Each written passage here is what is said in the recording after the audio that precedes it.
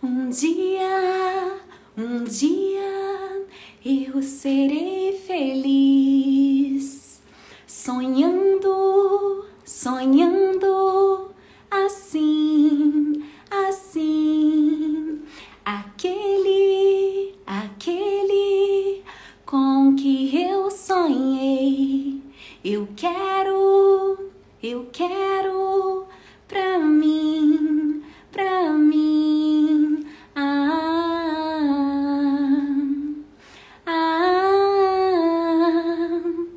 Começa agora mais uma live encantada da Rede Pedagógica. Isso mesmo, gente, mais um encontro do nosso mini curso Contos de Fada e Aprendizagem com o grande Pedro Bandeira, nosso escritor e educador aqui na Rede Pedagógica. Aproveita que essa live tá só começando, já clica no aviãozinho que aparece aqui no cantinho da sua tela e manda essa transmissão para todos os seus contatos. Tenho certeza de que você vai adorar o conteúdo que o Pedro Bandeira preparou hoje para você que faz parte da maior rede de educadores da América Latina. E para a gente iniciar, já vou Pedro, enquanto ele vem para nossa live, vou cantar mais uma musiquinha do conto da Branca de Neve para vocês. Para quem vai trabalhar, há uma coisa que evita o tempo demorar. Aprenda uma canção. Oi, Pedro, tudo bem? Tudo bem, gostei muito de começar o nosso encontro com música, com a música do filme, do belíssimo filme de 39, da Branca de Neve. Eu me lembro quando Pedro, me levaram para assistir esse filme, na hora que a bruxa chuta a caveira, eu pedi para sair do filme, eu era pequenininho, achei horrível. Quando a gente está trabalhando e a gente canta, os males a gente espanta, não é verdade? E no filme, a Branca de Neve canta, né? Quando ela está limpando a casinha dos 7 anões, lá junto com os bichinhos e os passarinhos. Maravilha. Então, podemos começar, querida? Podemos sim, com certeza. Eu só quero situar o pessoal que está entrando aqui para a nossa transmissão agora, né? Que teve essa grata surpresa de se deparar com o Pedro Bandeira aqui na telinha da Rede Pedagógica. Gente, esse é um conteúdo preparado exclusivamente para vocês que fazem parte da rede. E não é apenas dessa live que você está vendo agora, não. É um conteúdo que já está sendo gravado há algumas semanas aqui na Rede Pedagógica, que está à disposição gratuitamente na nossa plataforma de cursos online. Nós já tivemos outros encontros em que o Pedro conversou conosco, por exemplo, sobre o conto da Chapeuzinho Vermelho e também sobre o conto João e Maria. Então você tem que ficar ligadinho aqui na programação da Rede Pedagógica para participar de todas as lives. Lembrando que quem é assinante da rede ainda garante certificado. Certificado assinado pela Rede Pedagógica e assinado, gente, também autografado pelo escritor e educador Pedro Bandeira. O nosso conto de hoje, o conto que será analisado, é o conto da Branca de Neve. Olha aqui, Pedro. Olha que maçã vermelha da bruxa. Maçã da bruxa.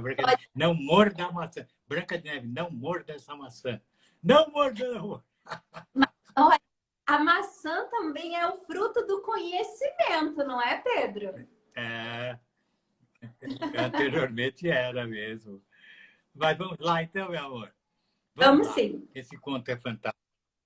Porque contos de fada, olha, não se deve pensar que conto de fada é uma coisa irrelevante. Não.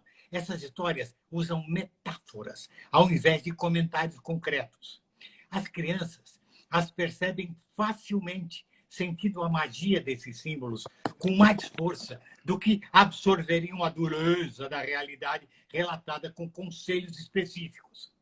Se o narrador diz que a galinha falou tal coisa para o pintinho, imediatamente o pequeno ouvinte entende a galinha como sua própria mãe e o pintinho como uma imagem de si mesmo. Tá? Metáfora é o ideal para ele. Não temamos as metáforas. Vocês, professores e contadores de histórias que me ouvem, a metáfora é o melhor caminho para se passar uma ideia e para fazer parte da alminha do nosso ouvinte. Usemos este artifício literário sabendo que sua aceitação pelas crianças assemelha-se à imaginação que sempre lhes socorre para preencher os vácuos de tudo que elas desconhecem. Elas desconhecem, mas ela não se assusta. Eu desconheço isso e eu faço na minha imaginação, eu sigo em frente. A criança é assim. A criança pequena aceita tão perfeitamente que a galinha fale com o pintinho. Mas, se logo que ela vai crescendo, ela diz assim, olha, mãe, galinha não fala. Mas quando ela é pequena, a galinha fala assim. Bom, mas antes de eu passar para falar sobre a história de hoje, eu gostaria de abordar um outro ponto importantíssimo, tanto em Branca de Neve, quanto em muitos outros contos de fadas. A madrasta, tantas vezes apresentada como vilã. Olha, muito antes dos progressos da ciência, que prolongaram a sobrevivência das parturientes, e muito antes das vacinas, que diminuíram drasticamente a mortalidade infantil, até início do século XX, a expectativa de vida das populações mal chegava aos 35 anos. Muitos bebês não atingiam sequer o primeiro aniversário e muitas mulheres morriam ao dar à luz ao último de seus muitos filhos, que já haviam gerado na esperança que pelo menos alguns se criassem. Isso quer dizer que durante quase toda a nossa existência, a sobrevivência das parturientes e muito antes das vacinas, desculpe, mas isso quer dizer que quase toda a nossa existência neste mundo era bem comum uma mãe falecer no parto do seu quarto filho e logo em seguida seu viúvo ser obrigado a trazer outra mulher para cuidar da família, enquanto ele passava os dias lavrando a terra. Muitas dessas mulheres eram também viúvas e traziam consigo alguns pares de filhos de seu casamento anterior. O motor dessas novas uniões era a necessidade, não era o amor.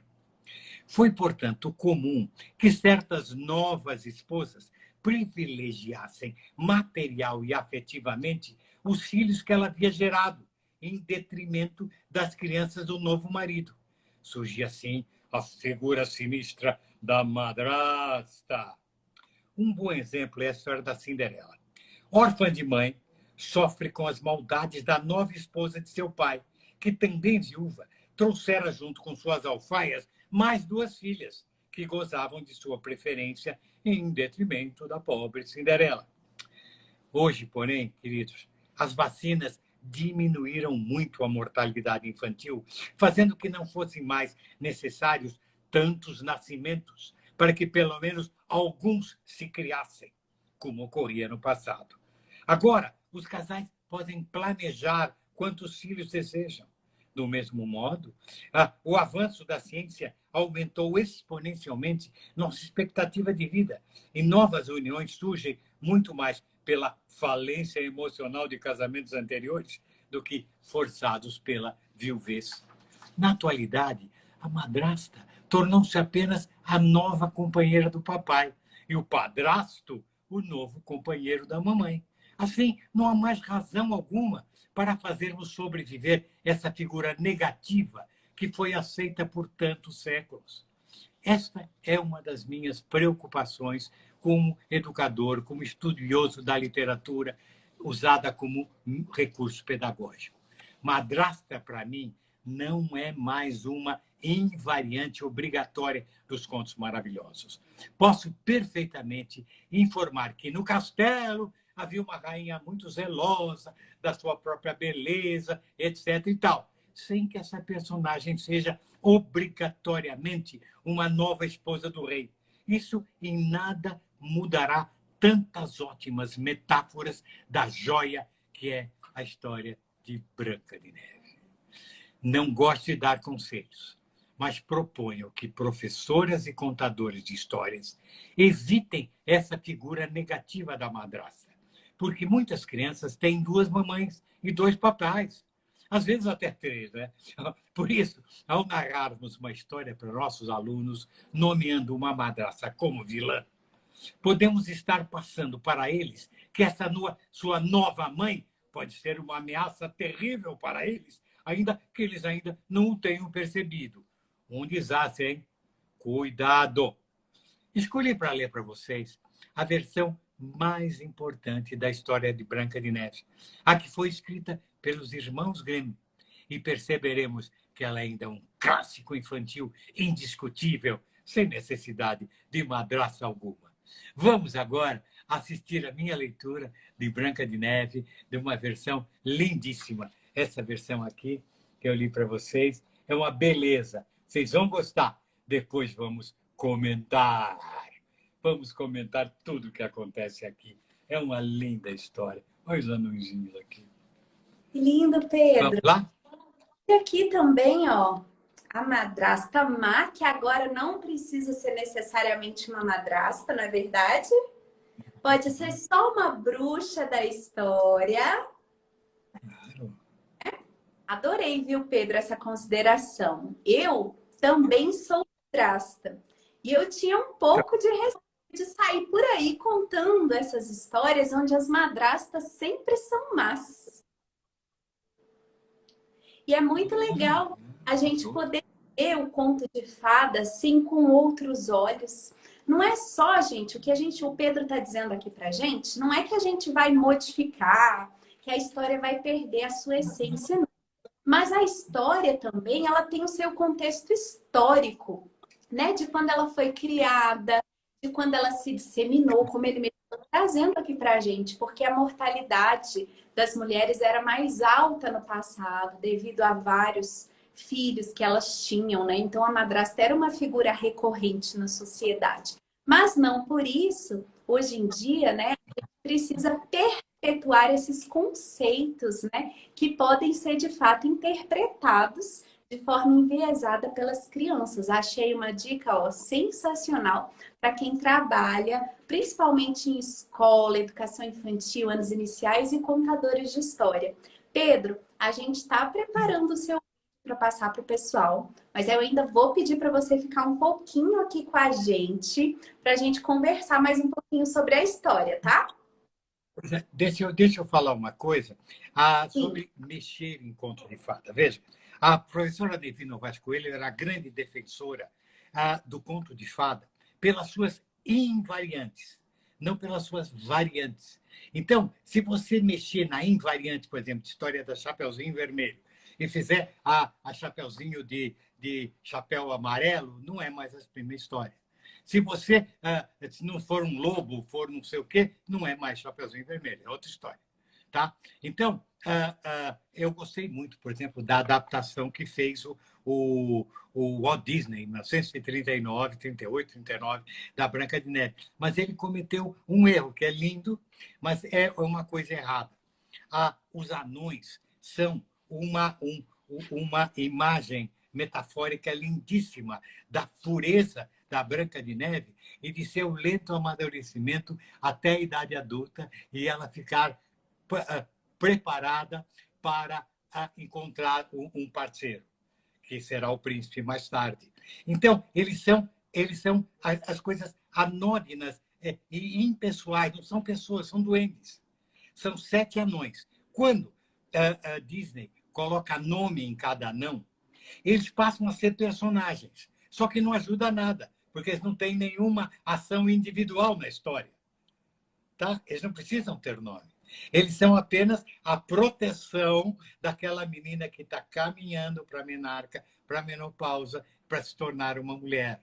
Tá? Então, esse é mexer no invariante. Agora, uma invariante importante. O vilão geralmente significa um defeito de caráter. Por exemplo, o lobo da Chapeuzinho, como eu já comentei, ele é o exemplo do sedutor, do estuprador, do pedófilo. Então, é importante que ele morra no fim, porque não é um animal que está morrendo. Esse mau sentimento. É o invasor, é o sedutor, é o pedófilo que morre. Isso alivia o ouvinte. Ufa, estou livre disso. Se ele, por exemplo, fosse salvo e levado para um zoológico, a ameaça continuaria presa, poderia ter fugido do zoológico. Então, eu digo para a criança que a ameaça ainda existe. Eu preciso mostrar, acabar com a ameaça. Então, essas são coisas muito importantes para o contador de história. Assim como, veja, a Branca de Neve, a rainha, o ciúme dela, da beleza que ela tem é tão grande que ela se transforma numa bruxa para poder... ela se transforma numa bruxa. Então, não é mais um ser humano. É a inveja da beleza que se transforma numa bruxa. Então, e tenta matar a menina mais bonita. Então, no final, é importante que ela morra, porque não morre uma mulher, morre a inveja da beleza, morre o mau sentimento, morre o ciúme. Você entende como são belos os contos de fada? Como funcionam bem? Então, contador de história, não tenha medo de matar a bruxa da Branca, da João e Maria no final. Você está matando aquela ameaça que as crianças têm quando estão sozinhas. Então, é importante que ela morra. E as crianças cresceram, voltam para a casa dos pais, já independentes, levando dinheiro e ajudando os pais, porque é verdade a saga deles crescendo e se tornando independentes e matando a bruxa que os ameaçava. Então, veja, essa história violenta não é violenta. Isso funciona para... Ai, que bom, morreu. Ao passo que eu tive experiências interessantes que eu aprendi na vida. Eu fiz uma bela adaptação do Gato de Botas. O Gato de Botas é aquela história que o pai reúne os 3 filhos e dá um moinho para um burro para o outro e um gato para o terceiro, né? E eu estava contando para o meu neto, porque aí ele fala isso e aí ele se cala. Aí o meu neto perguntou, mas o que aconteceu com o pai? Bom, daí ele morreu. Eu não gostei dessa história. Não gostei dessa história. Não pode morrer o pai. O vilão pode. Sabe? Preste atenção nisso. O pai adormeceu e não falou mais nada. Aí o menino que ganhou só o gato fica, puxa, só com o gato, tadinho de mim. Não, o meu outro ganhou um burro, ganhou um moinho, e eu só ganhei um gato, pronto. Então adormeceu, não se mata. Não se mata esse personagem. Não é possível isso, tá? E veja como os contos de fadas são sábios. Eles sobreviveram durante tantos séculos porque eles estão certos. Aquelas mulheres que inventaram aquelas fábulas estavam realmente criando uma metáfora para aliviar as crianças ouvintes, para explicar. A criança ouvinte, não dê bola para um desconhecido como o lobo. Não vá por aquele caminho que eu mandei você ir, não vá pelo outro, que você vai quebrar a cara. Tá? Isso ela entende, ela aprende. Tá? A da Branca de Neve não tem, senhora, não tem inveja, você está envelhecendo, tem que envelhecer mesmo. Tá? E agora as meninas que eram novinhas estão ficando mais velhas. Tá? Então, tudo isso funciona há 5 séculos, porque é ainda uma verdade emocional de toda criança. Muito Mas, bom. no final, eu vou querer comentar com vocês, não deixem de assistir a minha contação de história, porque daí eu vou pegar cada metáfora dessas e vou comentar com vocês. Tá bom? Excelente. E foi ótimo, Pedro, você ter citado aqui o Walt Disney, porque, de fato, a versão de Walt Disney é uma referência para muitas pessoas. É uma referência para mim, por exemplo. Eu tenho 36 anos. Então, o meu contato com a história da Branca de Neve na infância, o meu primeiro contato, foi, de fato, a versão Walt Disney. E outros contos também, eu tive contato com eles por meio do cinema, né? Por meio da animação. E essa animação, esse cinema, né, da Disney, ele já trouxe os contos com algumas adaptações, não é isso? Adaptações que, como você disse, não comprometem necessariamente a história, ou não? Não. Veja, eu critiquei ele botar o nome dos anões porque não tinha outro jeito, ele precisava esticar o filme. E foi muito interessante. Os anões são um intervalo para a criança que vê, morre de rir com o Dunga, morre de rir com o Zangado, e com não sei o quê, com o Dengoso, com o Soneca. E foi ótimo. Mas ele não chegou a mexer na história. Ele não mexeu nenhuma das invariantes. Nenhuma. A história é tal qual os irmãos, os irmãos Grimm colheram de alguma contadora de história da Alemanha lá que eles ouviram a história. E o Disney era muito respeitoso. Vejam, enquanto ele estava vivo, os contos de fada foram os contos, aliás, não só de fada, até o conto do Collodi, do Pinóquio, que é um conto estranhíssimo, uma história estranhíssima, né, do Collodi. Ele foi fiel, foi extremamente fiel à história do Collodi. Ele não mexeu. Ele enriqueceu com falas e canções e não sei o quê, mas ele não mexeu na história. Cinderela, ele não mexeu na história. Ele fez as duas irmãs, as duas filhas da madrasta, exatamente como... Aí ele enriqueceu com músicas e tal, mas ele não mexeu nas invariantes. Ele foi sábio. Dizem que ele, como pessoa, era meio difícil, né? Era um cara mal-humorado, brigava com todo mundo, mas ele foi um gênio criador. Depois que ele morreu, veja você, por exemplo, quando ele faz Bambi, ele põe em cena a mãe do Bambi morrendo. É tão brutal aquilo que muita criança saía do cinema nessa hora. Aparece o tiro e a mãe do Bambi morrendo. Foi tão brutal que depois depois que ele morreu, esse filme só passa com essa cena cortada. A mãe do Bambi, atualmente, você não acha o original que a mãe morre. Eles cortaram a mãe morrendo, porque essa estava na história, que é uma história escrita. Bambi não é uma história popular. E na história, a história é a seguinte: ele mata, a mãe morre, porque é para justamente criticar a caça e mostrar ele sobrevivendo, crescendo, tá? O Bambi. E ele, então, respeitou. Ele era respeitoso, o Walt Disney, como diretor, porque ele é ditatorial. Ninguém fazia nada sem ele aprovar. Ninguém. Ele mandava refazer um troço totalmente pronto, porque ele achava um defeitinho. Ele fazia a turma trabalhar que nem loucos. Ele era danado, mas nada saía sem a aprovação dele. Portanto, eu, que vi todo e cresci também, cresci porque, inclusive, a Branca de Neve foi feita antes de eu nascer. Foi feita em 38 e 39, né? Eu fui assistir isso, talvez, com 5 anos, mas naquela hora, sabe aquela hora que vem a bruxa e chuta uma caveira que tem no chão? Eu não aguentei. É uma hora que ela sobe da torre e tem uma caveira morta, tem um esqueleto morto, ela e chuta a caveira. Eu não aguentei. Falei, mãe, eu quero ir embora. Eu saí. Depois eu reassisti, eu acho que 5.000 vezes esse feito. Mas ele era muito respeitoso. Então, você, um contador de história, você, professor, quando for contar uma história, veja a riqueza da metáfora, que foi inventada talvez por uma senhora analfabeta no campo na França, na Inglaterra, na Alemanha, na Croácia, em algum lugar. Eram senhoras que, veja, quando os maridos saíam para trabalhar na lavoura, elas passavam o dia inteiro cuidando daquele monte de criança, fazendo comida para todo mundo. Então, e para acalmar as crianças, elas inventavam essas histórias.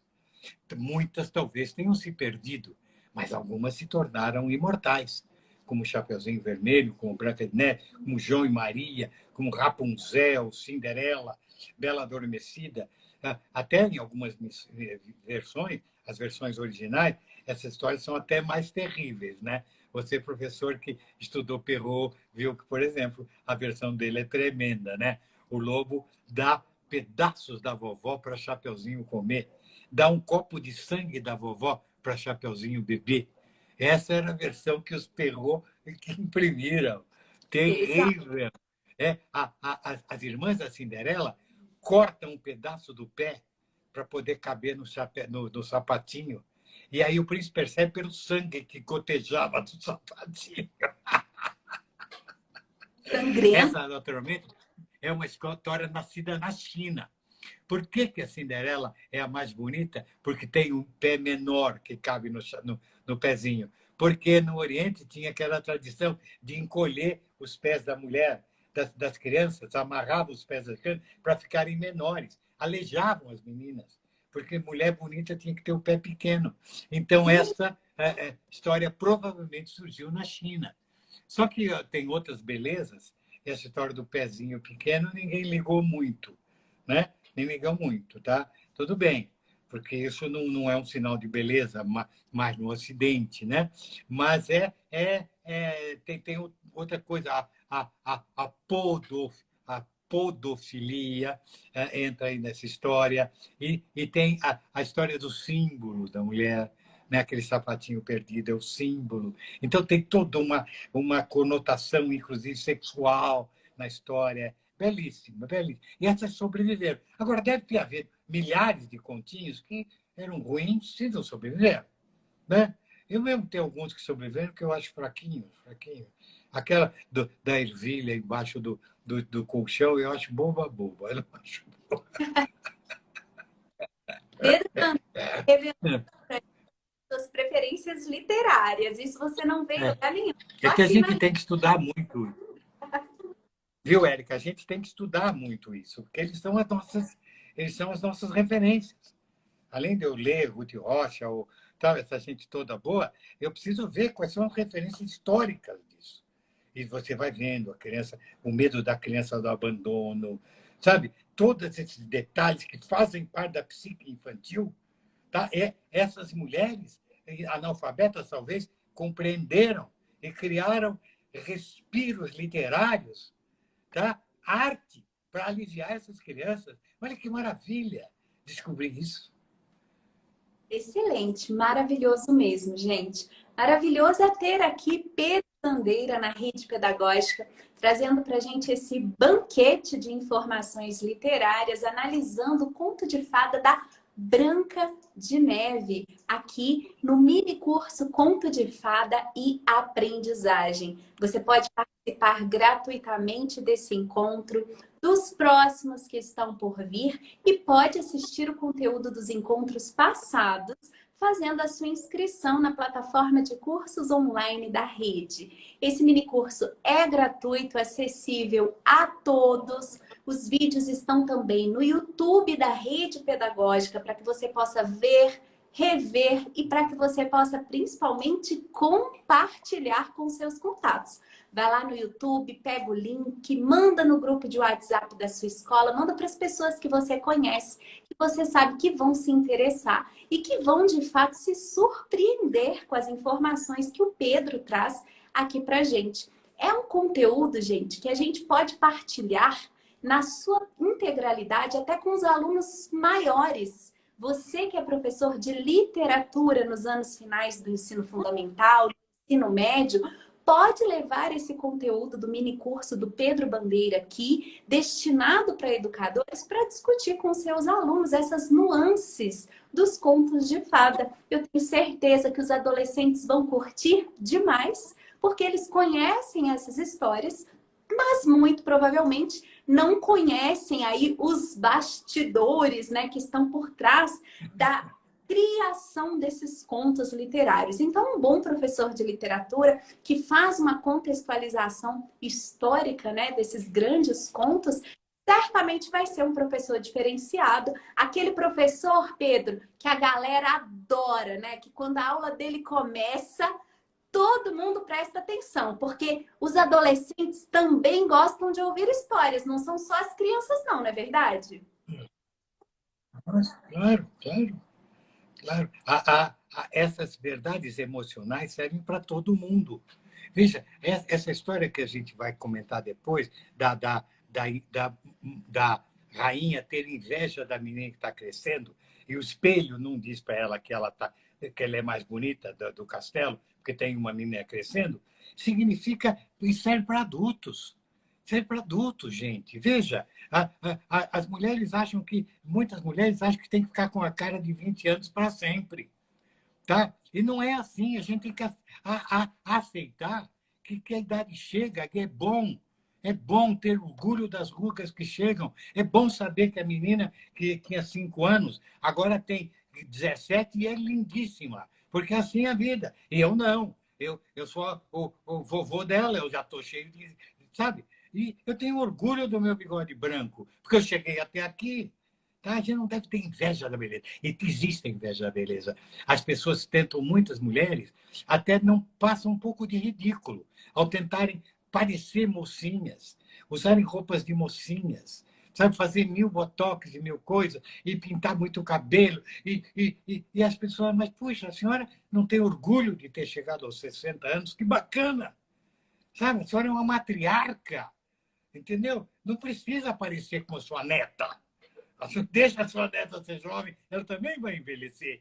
Então, sabe, então, uma leitora fala, eu tenho 47 anos e sou muito bem resolvida. Muito bem, professora. Claro, 47 anos, que beleza que você tem 47 anos. Sabe, uma mulher madura, certamente você tem filhos. E, claro, a tua beleza diminuiu, mas a beleza de uma velha... Eu me lembro, há 2 anos atrás morreu a grande Tatiana Belink.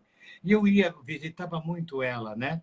Ela morreu e ele ia fazer 95 anos. Ela era linda aquela velhinha. Ainda com um caderno aberto no colo, escrevendo para crianças. Escrevendo versos para as crianças, viva, sorrindo, contando história. Que mulher era linda. Tá? Claro, vamos aceitar a beleza que uma mulher ter chegado aos 94 anos, gloriosa como Tatiana Belink, como tantas outras. A Edi Lima faleceu outro dia e saiu um livro dela depois que ela morreu. O livro estava na editora. Sabe, uma belíssima história escrita por ela, junto com a Marta Lagarta. A Nelly Novaes Coelho, várias outras morreram velhinhas trabalhando até. E como eram lindos ver aqueles rostos. Né? Você vai, visita. A Ruth Rocha está com 91 anos. Ela está agora com um problema de locomoção e tal, mas é uma vozona, ainda é entusiasmada daquele jeito e produzindo histórias. Tá? Então, ela é linda, sabe? Ela é linda. Ela precisaria ter a cara que ela tinha aos 20 anos? Não, ela tem que ter a cara que ela tem aos 91 anos. Ela tem a glória de ter 91 anos e nós temos a vantagem dela ainda estar viva e produzindo maravilhas para todos nós. Tá? Então, a Branca de Neve não serve para nós coroas? Serve sim. É uma história para o meu bisneto e para mim. Gente, eu fiquei, ó, arrepiada aqui. Não sei se estava no script, mas hoje essa aula do Pedro está sendo um banho de autoestima aqui para a comunidade da rede pedagógica. Até porque, Pedro, a maioria dos professores que fazem parte da rede são mulheres. E eu acho que a gente tem que falar de autoestima mesmo, principalmente nos dias de hoje, onde as redes sociais trazem um padrão de beleza muito longe da realidade, né? E isso tem afetado também nossas meninas. Já é comprovado, a gente tem muito estudo psicológico nesse sentido de que as meninas sofrem muito com a comparação com os padrões de beleza que elas veem na internet, nas redes sociais. E isso é uma discussão que precisa estar dentro da escola. Então, lembre-se, professor, o conteúdo que você está vendo aqui nesse mini curso, ele vai atender você, que é professor de educação infantil, você que está nos anos iniciais e você também do Fundamental 2 médio, você que trabalha com adultos, projetos sociais, quem sabe até um conteúdo que você pode levar para reunião de pais, reunião de professores, tá? Como que isso é amplo, gente? Então você pode recomendar essa live do Pedro de hoje para todo mundo que você conhece, que eu tenho certeza que você não vai estar fazendo errado. Obrigado, meu bem. Obrigado. Quem sabe, vocês sabem que todas essas aulas estão sendo feitas especialmente para a rede pedagógica. quando nós combinamos fazer isso, eu voltei aos contos de fada, reli todos aqueles estudos, Bruno Bettelheim, aqueles estudos, inclusive, freudianos que tinha, e me maravilhei mais ainda. Foi ótimo vocês terem me convidado para isso. Eu aprendi de novo, viu, Érica? Um monte de coisa. Eu até penso, quem sabe depois até vira um livro, essas aulinhas que eu estou dando aí. Porque eu vibrei muito, vibrei muito. Você vê como a literatura infantil é antiga e como ela faz bem até hoje, para todas as idades. Tá? Eu aposto que se uma de vocês não viu ainda o filme do Disney, procura aí o filme desenho animado da Branca de Neve ou da Cinderela. Você vai ver, você vai se maravilhar. Não importa se você tem 80 anos como eu, porque é uma maravilha. Uma obra de arte não tem idade. Uma obra de arte que agrada uma pessoa de 5 anos deve agradar um cara de 80. Sabe? Porque se ela não agradar para todo mundo, ela é ruim. Eu posso ler, como li hoje, um livro bem para criança muito pequena ainda, creche, para ler na creche, um livro apresentando a floresta. Eu achei tão lindo aquilo, tão lindo. Puxa, que beleza de livro. Eu aprendi com aquele livrinho. Sabe? É um livrinho só de pequenas frases. Sabe? Desenhos lindos. Caramba, um livro, quando ele é bom para todo mundo, viu? Tem que ser.